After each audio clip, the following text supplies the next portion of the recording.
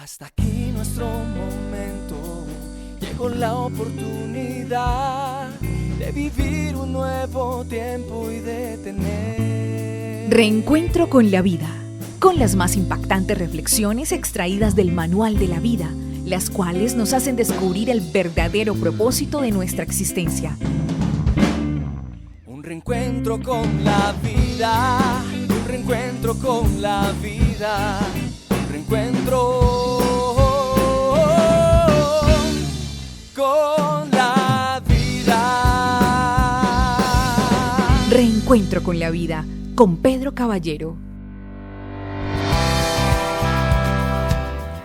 Es un gran gusto y darles la bienvenida a todos ustedes a esta entrega de Reencuentro con la Vida, una propuesta que invita a recuperar las ganas de volver a vivir.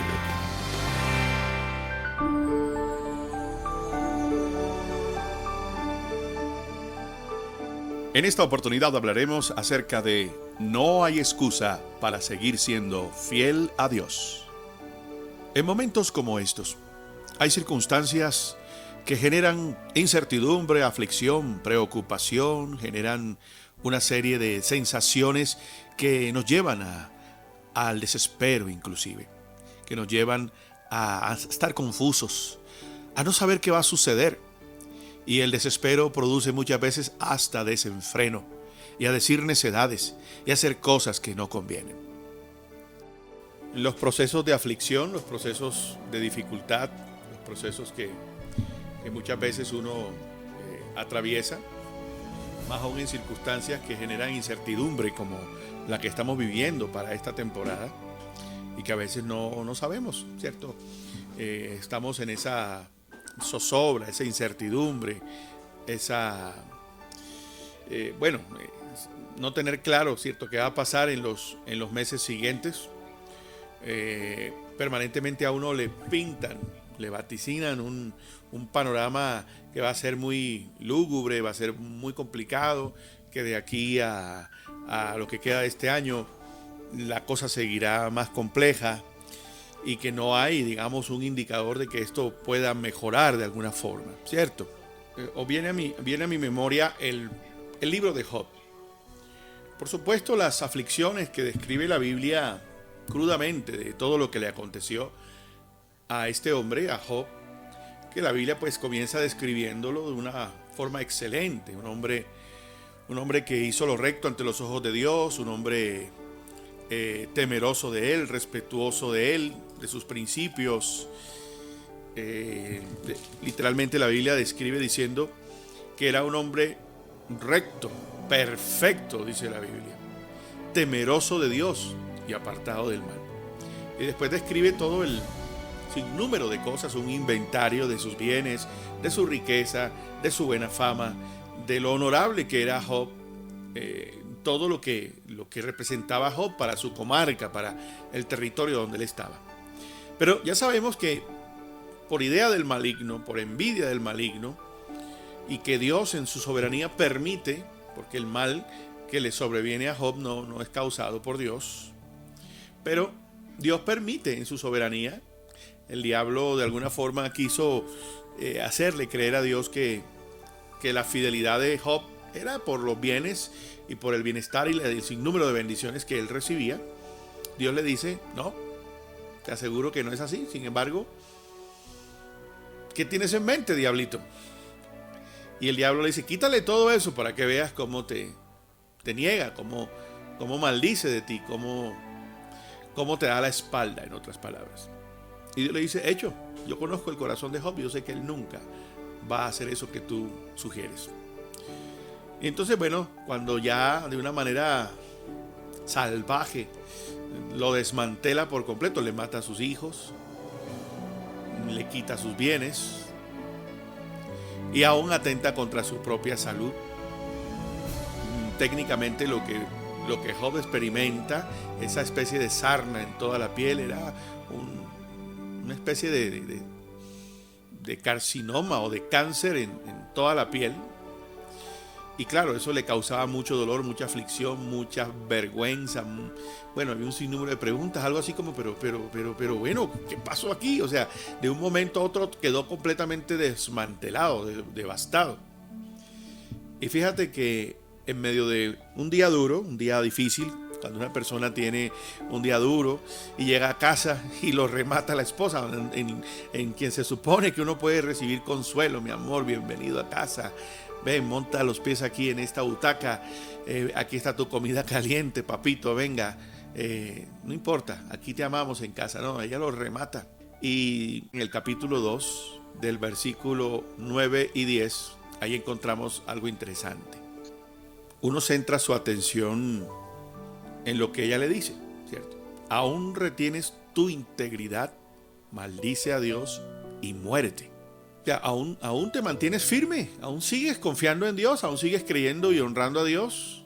Y empiezan una serie de argumentos. Job tiene la visita de unos amigos que, aunque no tenían mala intención, ellos tenían la intención de reconvenirlo, de hacerlo entrar en razón, de tratar de descubrir, pero Job, ¿qué fue lo que hiciste? Algo tuviste que haber hecho para que el cielo derramara todo este cargamento de castigos, para quedar tan devastado y tan desmantelado por completo. Pero fíjate que finalmente su mujer le dice, o sea, ¿de qué te ha servido todo ese testimonio y toda esa vida que has cultivado?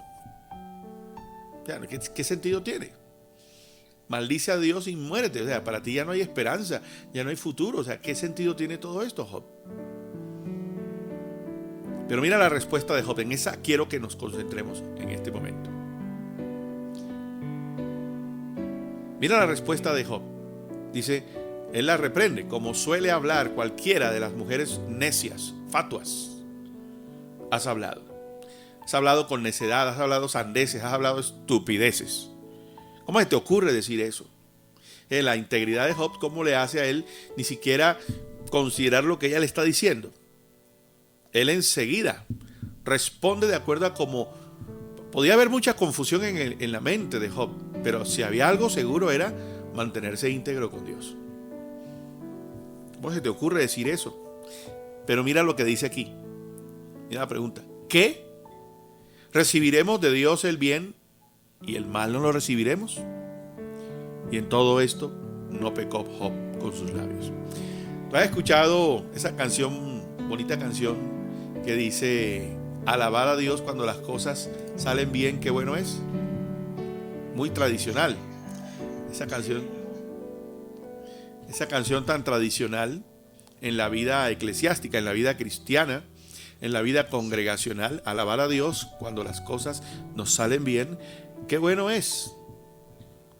Alabar a Dios cuando en la vida hay cosas buenas o algo así, qué cosa buena, dice.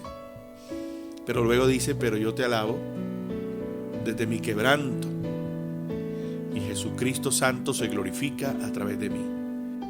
Cuando tenemos hemos sido promovidos laboralmente, cuando nos han felicitado, cuando nos hemos ganado una bonificación.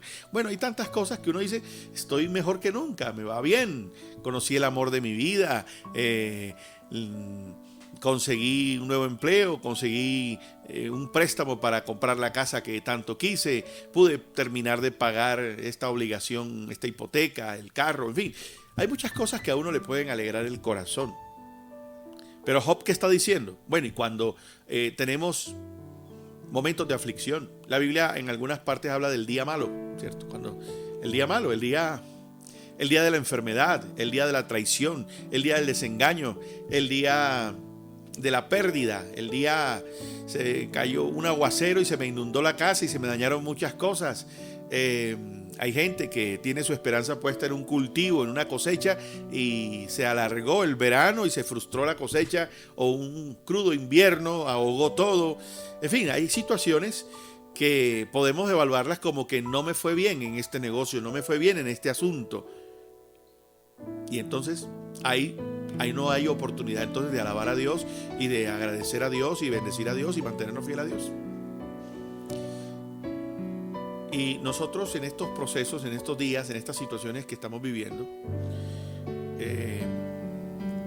en mi proceso pastoral y discipular, La gente que describe con detalles como un inventario, hombre, me ha ido mal en esto, lo otro, y mis finanzas van en detrimento, y la situación familiar se ha complicado, porque aunque la plata se supone que no lo es todo en la vida, la plata pues determina es un indicador de muchas cosas. Ya, y cuando hay tensiones económicas, entonces se generan más fricciones en la convivencia, ¿no? Dios mío. Pero bueno, ¿qué vamos a hacer en estos momentos cuando hay incertidumbre o cuando hay, sí, un panorama que no se ve muy claro? ¿Qué hacemos? Dice Job. ¿Y el mal no lo vamos a recibir? ¿No vamos a estar dispuestos a enfrentar la adversidad y seguir fieles a Dios? En otras palabras, no hay excusa para no alabar a Dios y mantenernos íntegros y no pecar cuando hay aflicciones. No hay excusa. La aflicción no es una excusa para uno proferir necedad, hacer reproches a Dios, ofenderlo, irrespetarlo, deshonrarlo y peor aún, darle la espalda.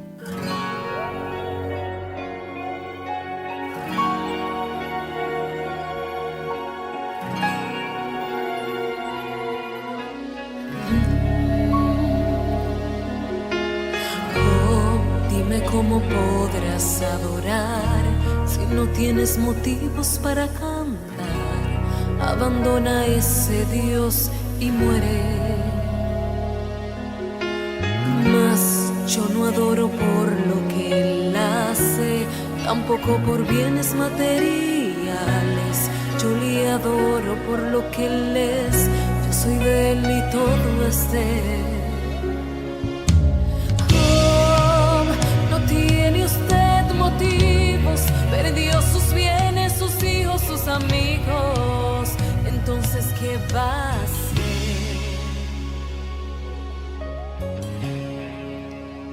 Yo voy a adorar, simplemente a adorar.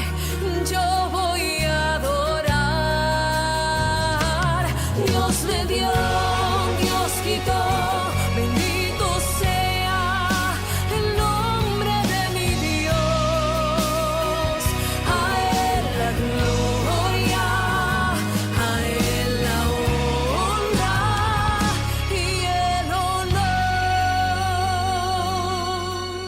Bueno, saltémonos. Ahora echémosle un vistazo aquí mismo al libro de Job, pero en el capítulo 42. Después que hay muchas cosas que se dicen, muchos razonamientos, mucha argumentación, especulación, tantas cosas del buscar el por qué pasa esto, por qué acontece esto. Una de las grandes preguntas que la gente muchas veces se hace es ¿por qué Dios permite el mal? Y hasta se pone en tela de juicio la existencia de Dios. Si Dios existiera, ¿por qué hay tanto mal? ¿Por qué Dios permite el mal? ¿Por qué Dios no actuó en esta situación? ¿Por qué Dios permitió esto? Y el hombre cuestionando aún inclusive la existencia de Dios. Eso es hablar fatuamente, neciamente, insensatamente. Después de muchos razonamientos equivocados, tratar de justificar o tratar de juzgar las razones de Dios y poderse dar cuenta, de acuerdo a lo que uno encuentra en el libro de Job, que todos los argumentos estaban equivocados, que no había sabiduría en lo que ellos decían, no había mala intención, pero bueno, ya sabemos que no bastan las intenciones. Bueno, los 4 amigos de Job, solo uno de ellos habla, que era el más joven, habla sensatamente, pero los otros 3, que eran hombres muy reconocidos, pues se desenfocan de lo que realmente es Dios.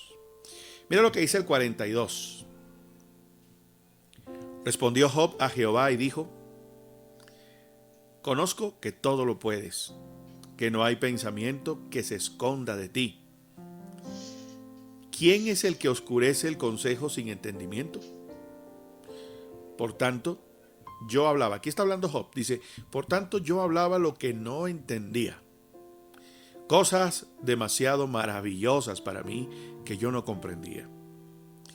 Oye, te ruego y hablaré. Te preguntaré y tú me enseñarás. Hay una actitud humilde y reconocer que uno cuestiona, uno argumenta, uno especula, uno dice tantas cosas, pero a la larga uno no sabe nada, uno es un ignorante de lo que realmente hay en los planes y propósitos de Dios. y uno se apresura a juzgar a Dios. El tema de la integridad debe ser ilimitado. La integridad no tiene límites. Uno puede ser honesto, uno puede ser buena gente, uno puede ser amable, uno puede tener muchas cualidades, pero la integridad, hay personas que son honestas mas no íntegras. Hay personas, sí, son honestas en muchas cosas, pero en otras no. ¿Ya? Cuando una persona es buena persona en ciertas cosas, pero en lo que dicen, ¿no? Pero tú, el lado amable de él es chévere, pero la otra parte de él, cuando tú no lo conoces a él, o hay gente que dice, usted no me conoce, yo por las buenas soy buena persona, pero por las malas soy peor que pegarle a la mamá, dicen por ahí. ¿Ya? Entonces no es íntegro, porque se supone que la integridad barre todas tus áreas, barre todas tus dimensiones. Es cierto, así es. Entonces mira cómo él reconoce, hombre, yo no he hablado con integridad, no he hablado con sensatez. Yo hablaba lo que no sabía, hablaba bobadas, hablaba necedad. Pero después dice, te preguntaré y tú me enseñarás. Señor, yo me voy a callar para oír. Me callo, me cierro la boca, Señor, porque más bien debo estar más atento a escucharte. Me he dado cuenta que lo que he dicho es necedad.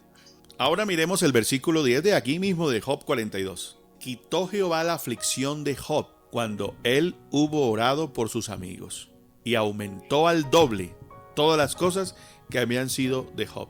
La historia, ¿cómo termina? Dios restituye, Dios compensa, Dios comienza quitando la aflicción. Y en estos días de tanta incertidumbre de muchas personas, aún de nosotros mismos, ¿qué tenemos que tener claro?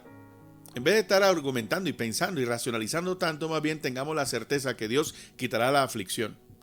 La aflicción mía y de todos aquellos que se sientan que están pasando por un valle de lágrimas, por un valle de huesos secos, que se sientan en aflicción. Yo estoy seguro que ninguno realmente podría ponerse en los zapatos de Job para decir, estoy como Job, viviendo, padeciendo. No, lo que padeció Job no se compara con lo que cada uno pudiera estar atravesando. Es verdad que hay gente que tiene situaciones duras, hay gente que tiene unas presiones tremendas o está pasando por una adversidad bien dolorosa, pero sea lo que sea, Dios va a quitarla, tengamos esa certeza.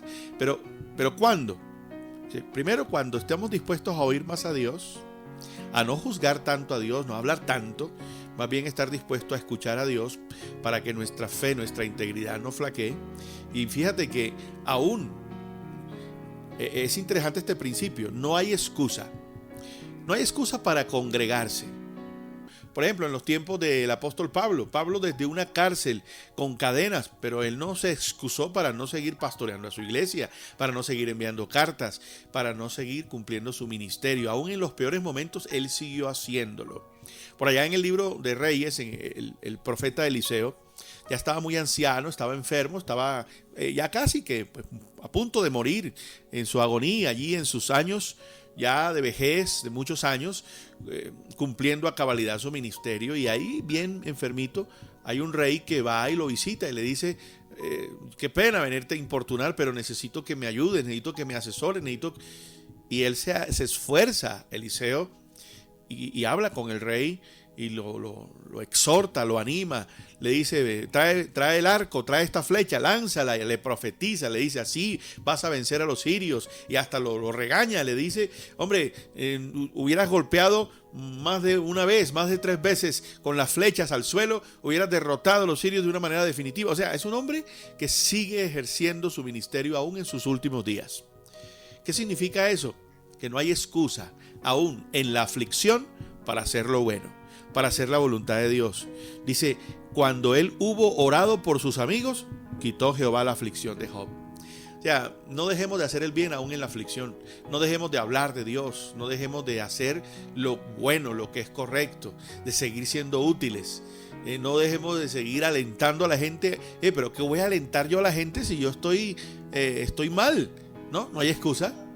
Y hay una cantidad de dichos coloquiales como para decir, Si llegaste aquí pensando que aquí vas a conseguir algo, devuélvete por el mismo camino porque aquí no hay nada.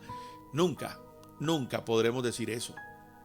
Cuando uno confía en Dios, aún en la aflicción, yo siempre tendré algo que dar. Así sea una oración, una bendición.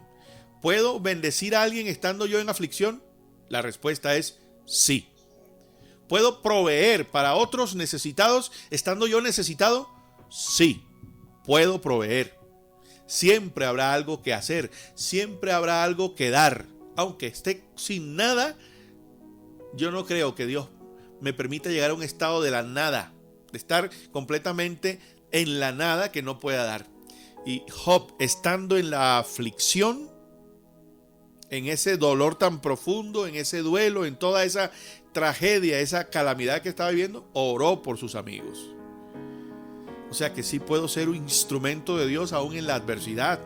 En estos momentos, concentrémonos más en qué puedo darle yo a la gente, qué le puedo dar yo a este mundo lleno de incertidumbre, que esperar qué puede hacer el mundo por mí. Estamos tan demandantes de qué puede hacer el presidente, el gobierno, el alcalde, el gobernador. O sea, yo me merezco que todo gire en atención a mí. No pensemos tanto en nosotros. Pensemos más en Dios y en lo que yo puedo hacer por los planes de Dios, que Dios se ocupará de quitar mi aflicción y de duplicarme lo que yo he perdido. No nos lamentemos más, ay, es que perdí mi empleo, no, es que mi negocio se vino a pique. Dios restituirá lo que haga falta. Dios proveerá. Dios restituirá. Qué palabra tan poderosa y tan hermosa. Dios restituirá y Dios proveerá. Usemos ese lenguaje. Desmantelemos de nuestro lenguaje palabras negativas. Ahora sí, hasta aquí nos trajo el río. Se acabó quien te quería. Y decimos cosas tan negativas que así se proyecta nuestra vida. La gente se queda contemplando el caos y se olvida quién está encima del caos. Bueno es repasar la Biblia. Génesis 1, del 1 al 2, al 3, dice que cuando Dios creó todas las cosas, la tierra estaba desordenada, vacía, oscura. No había vida, no había nada. Y la gente contempla ese caos, el desorden, la oscuridad, la nada. Pero se les olvida lo que sigue diciendo la Biblia. Pero el Espíritu de Dios se movía sobre ese caos. Es hora de mirar más a quién se mueve sobre el caos que el caos. Porque el Dios que está sobre el caos es el que crea la luz en la oscuridad, es el que ordena lo desordenado y es el que crea la vida donde no la hay. Es hora de cambiar nuestro lenguaje. No nos dejemos amedrentar por la adversidad. Sí, tengamos todos los cuidados que hay que tomar, ¿cierto? Seamos prudentes, si toca estar confinados, si toca ser austeros, si toca... Sí, no es conformismo, pero es una realidad. Pero la vamos a superar y de esta vamos a salir. Tengamos la certeza que Dios va a quitar la aflicción y que mientras tanto usemos nuestras energías, nuestro potencial para más bien orar, bendecir, alentar y no hablar el mismo lenguaje ni contagiarnos de todo lo que dicen los medios de comunicación y seguir mirando. Sí, no podemos ser ajenos a esa realidad, que el contagio, que la adversidad económica, que la situación, sí, es verdad y en eso tenemos que estar actualizados y estar atentos, pero podemos concentrarnos más en lo que Dios puede hacer aún en medio de la adversidad. Y quitó Jehová la aflicción de Job cuando él hubo orado por sus amigos y aumentó al doble todas las cosas que habían sido de Job. Ahora es hora de cambiar el nombre de Job por el nombre de uno y decir, y quitó Dios la aflicción de Juan, de Pepe, de Edgar, de Lucho, de todos nosotros. Cuando seguimos conectados haciendo la voluntad de Dios, y Dios aumentará el doble de aquellas cosas que hemos perdido. Quiero invitarles a que invitamos estos minutos para que le demos gracias a Dios en oración. Papito Dios, muchas gracias por tu palabra. Gracias porque tu palabra es viva, es eficaz, más cortante que espada de dos filos.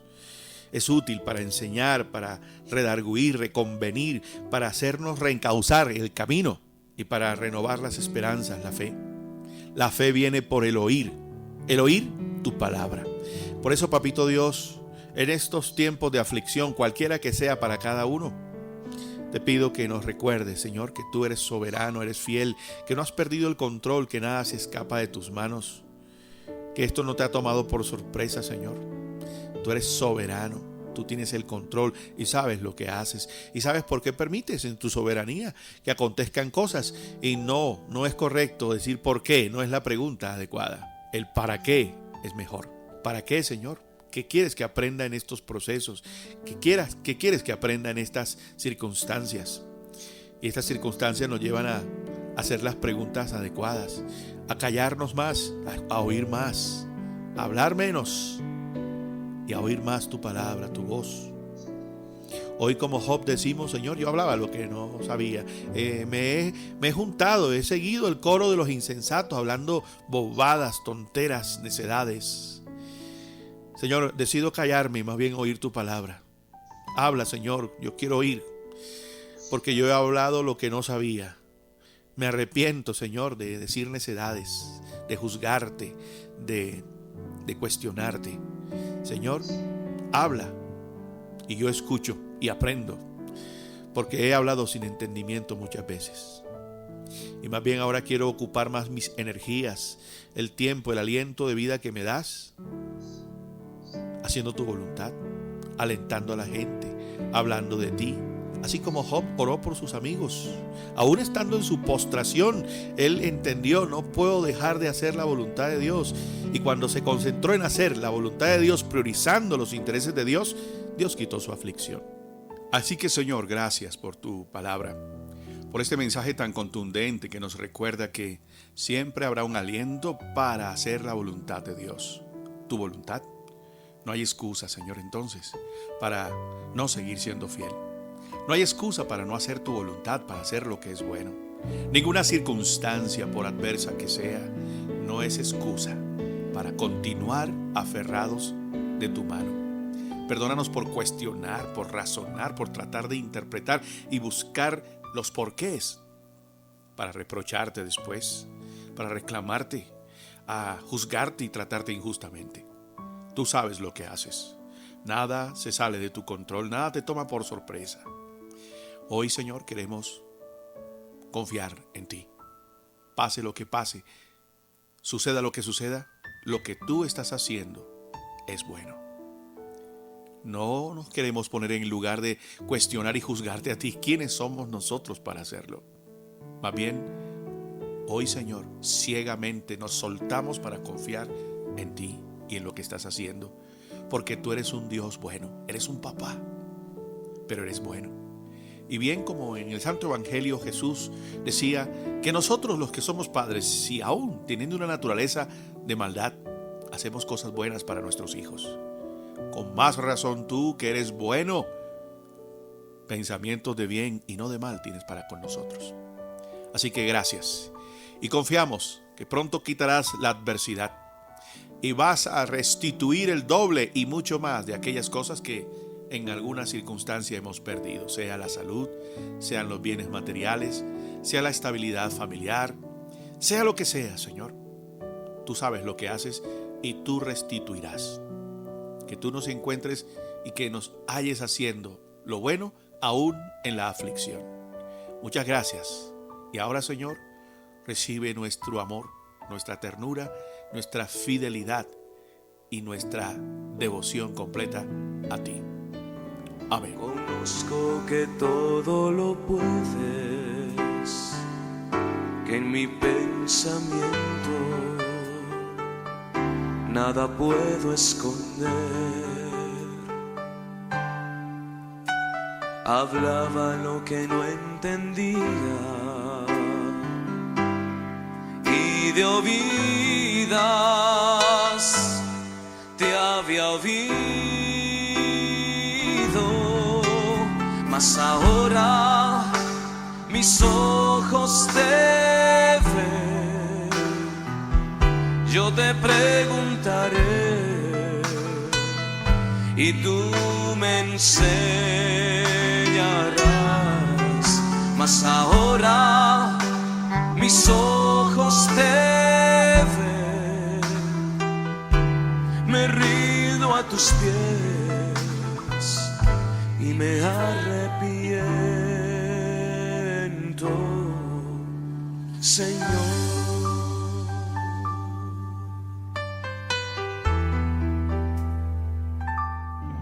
Un reencuentro con la vida, un reencuentro con la vida, un reencuentro con encuentro con la vida con Pedro Caballero.